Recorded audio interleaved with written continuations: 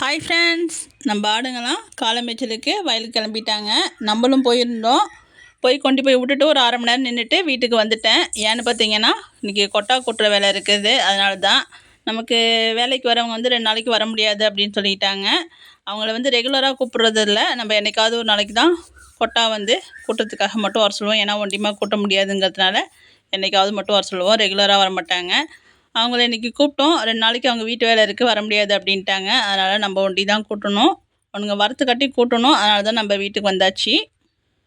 எல்லா கொட்டாயுமே வந்து ஒரே நேரத்தில் கூட்ட முடியாது ஒரு ஆள். அதனால் பாதி கொட்டாயம் மட்டும், அதாவது ஒரு கொட்டாயம் மட்டும்னாவது கூட்டி வச்சுட்டா அவங்க வந்து படுக்கிறதுக்கு நல்லாயிருக்கும். மழை நேரம் இல்லையா, எல்லாம் ஒரே இடத்துல படுத்து படுத்து சாணியை வந்து போட்டு வச்சுட்டானுங்க. அதனால தான் நம்ம கூட்ட போகிறோம். கூண்டுக்குள்ளார பார்த்தீங்கன்னா, உடுக்கியோட பிள்ளை 3 பேரும் நேற்று குட்டி போட்டான்னு சொன்னான் இல்லையா, அவனும் மிதுன் வந்து ஓடிட்டான். மிதுன் குட்டி வந்து ஓடி போயிட்டான். அவங்க அம்மா கூட ஓடி போயிருக்கான். நம்மளும் வெயில் கிடையாதுங்கிறதுனால விட்டுட்டோம். அவனுக்கு போய் மேய்ஞ்சிட்டு வரட்டும் அப்படின்ட்டு. மீதி எல்லோரும் கூண்டுக்குள்ளார இருக்காங்க. குட்டி போட்டவங்களும் இன்றைக்கி தான் வந்து மேய போயிருக்காங்க. நான் வலுக்கட்டாயமாக பிடிச்சி இழுத்து கொண்டு வயலில் விட்டுட்டு வந்திருக்கேன். ஏன்னா நேற்று குட்டி போட்டவன் கொட்டாயை விட்டு எட்டக்க நவரவே இல்லை. அதனால தான் நம்ம கொண்டு விட்டுட்டு வந்துட்டோம். அது யார் என்னன்ட்டு இன்றைக்கி சாயந்தரம் வீடியோ போடுறேன் கண்டிப்பாக. எந்த ஆடு எத்தனை குட்டி போட்டிருக்கு அப்படிங்கிறத வீடியோவில் பார்க்கலாம். நம்ம இங்கே வீடியோ எடுத்துகிட்டே இருந்தால் ரெட்டு வந்து உள்ளார பூந்துட்டான். கேட்டை திறந்து வச்சுட்டேன், உள்ளார பூந்துட்டான். நம்ம எப்பயுமே வந்து கேட்லாம் இல்லாத எப்பயுமே சரி, நம்ம வந்து கொட்டாக்குள்ளார வந்து நாயை விட மாட்டோம். அது நம்ம வளர்த்த நாயாக இருந்தாலுமே சரி. ஏன்னு பார்த்தீங்கன்னா, இதுங்களை கட்டி போட்டு வளர்க்கறது கிடையாது, ஃப்ரீயாக சுற்றி வருதுங்க. எங்கேயாச்சும் வெளியில் ஆடுங்கள்லாம் செத்து புதைக்காமல் போட்டுருந்தாங்கன்னு வச்சுக்கிங்களேன், அதெல்லாம் பிடிச்சி தின்னுடுங்க. அப்புறம் பார்த்திங்கன்னா, அதுங்களை பிடிச்சி வீட்டுக்கு இழுத்துட்டு வந்துடும். அதனால தான் நம்ம வந்து கொட்டாக்குள்ளெல்லாம் விடுறது கிடையாது. அது வழியாக நோய் வரும் ஆட்டுக்கு அப்படிங்கிறதுனால தான். நம்ம அதட்டினதும் ஆள் வெளில போயிட்டார். மூஞ்சி மட்டும் சோர்ந்து போயிடும். குட்டி போட்ட ஆடு வருது பாருங்கள். அது பிள்ளைய விட்டுட்டு போகவும் கஷ்டம், அங்கே போய் தனியாக மேயறதுக்கும் கஷ்டமாக இருக்குது. அதுக்கு பிள்ளைய விட்டுட்டு போயிட்டுமேனு வந்து கூண்டுக்குள்ளே பார்த்து பார்த்து கத்திட்டு வந்து தண்ணி குடிக்கிறதுக்கு வராரு. நம்ம தண்ணி ஏற்கனவே பிடிச்சி வச்சுருந்தோம் 2 குண்டானில். வந்து ஒரு 4-5 ஆடு மட்டும் குடிச்சிட்டு திரும்பி ஓடிட்டானுங்க. அடுத்தது இவங்க வந்து பிள்ளைய பார்த்துட்டு தண்ணி குடிச்சிட்டு இருக்காங்க. கொல்லை வந்து பக்கத்துலேயே இருக்கிறதுனால வந்து இவங்க தண்ணி குடிச்சிட்டு ஓடுறதுக்கு அவங்களுக்கு வாட்டமாக இருக்குது. தண்ணியை குடிச்சிட்டு என்ன வேகமாக வரத்த பாருங்கள் பிள்ளைய பார்க்கறதுக்கு. இதுங்களுக்கெல்லாம் உள்ள பாசத்தை பார்த்தா மனுஷங்கள்லாம் தோற்று போயிடுவாங்க பிள்ளைக்கு. நியூஸ் எல்லாம் பார்த்தா நமக்கு மயக்கம் வருது. எல்லாம் பிள்ளைய என்னென்னமோ பண்ணுறாங்க. இதுங்கெல்லாம் பாருங்கள், 5 அறிவுங்கிறோம். இதுக்கு இருக்கிற அறிவு மனுஷாவுக்கு கூட கிடையாது. அந்த பிள்ளைய பார்த்து எப்படி கற்றுது பாருங்கள்.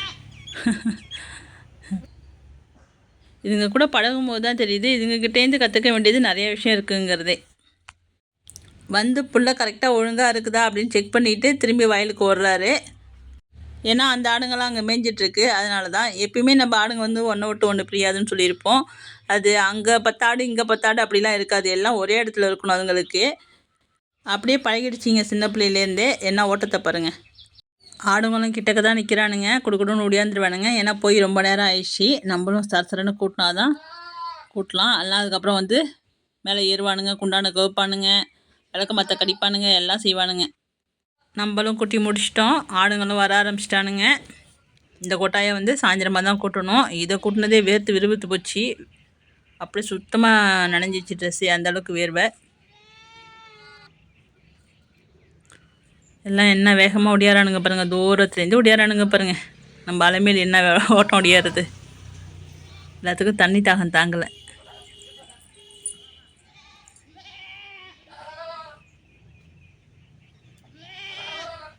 இதுக்கப்புறம் வந்து ஒரு அமைதியாக ஒரு 2 மணி 2:30 மணி வரைக்கும் படுத்துருப்பானுங்க. அதுக்கப்புறம் ஆரம்பிச்சிடுவானுங்க சத்தத்தை. அதுக்கப்புறம் நம்ம அலை தீவனம் அள்ளி வச்சுட்டு மறுபடியும் இன்னொரு ஓட்டிகிட்டு போகணும். இதுக்கிடையில் கள்ளக்குடி தின்னுடுவானுங்க. அப்புறம் நம்ம தழை வெட்டி வைப்போம், அதையும் திம்பானுங்க. எவ்வளோ வச்சாலும் உங்களுக்கு பத்த மாட்டேங்குது. பாருங்க, கூடையெல்லாம் இன்னும் எடுக்கலை. இந்த கூடையெல்லாம் என்ன பாடுபடுத்துது பாருங்கள். இதுக்காக தான் இல்லாத போது செஞ்சுக்கணுங்கிறது. இதுங்க இருந்துச்சுன்னா வேலை செய்ய முடியாது. ஒன்று வந்து நம்மளை முட்டும், கடிக்கும், புடவைய பிடிச்சி இழுக்கும், விளக்கு மற்ற கடிக்கும். சுற்றி ரவுண்டு கட்டிங்க, ஒரு வேலை செய்ய முடியாது. இங்கே பாருங்க ஆரம்பிச்சிச்சோ, ரவுண்டு கட்டி நிற்கிறானுங்க. இதிலே போட்டி வேற வரும். நான் தான் புடவைய கடிச்சு இழுப்பேன், நான் தான் விளக்கு மற்ற கடிப்பேன் அப்படின்னு ஒன்றோட ஒன்று முட்டிப்பாங்க. நம்ம மிதுன்னு மேய்ஞ்சிட்டு வந்து சொரிஞ்சிட்டு நிற்கிறான் பாருங்க. சரியான சமத்துங்க மிதுன்னு. அவனை வளர்க்குறது கஷ்டமே இல்லாமல் வளர்த்தாச்சு, சூப்பராக வளர்த்தாச்சு. வளர்ந்துட்டான் ஆள் கொஞ்சம் சட்டுன்னு ஒரு குட்டிங்கிறதுனால. அவங்க அம்மாவை கண்டுபிடிச்சி ஓட்டிகிட்ருக்காரு. நம்ம தாலாட்டு தங்க வந்துட்டுருக்காங்க. அவங்க போய் அந்த கொட்டாயில் படுத்துருவாங்க. இங்கே பாருங்கள் நம்மளெல்லாம் போட்டு பிரிக்கட்டி அடிக்கிறத. இதுக்கு தாங்க சொல்கிறது, இல்லாதப்பயே எல்லாத்தையும் முடிச்சு வச்சுக்கணும். வந்ததுக்கப்புறம் செய்யணும், அது கண்டிப்பாக முடியாது.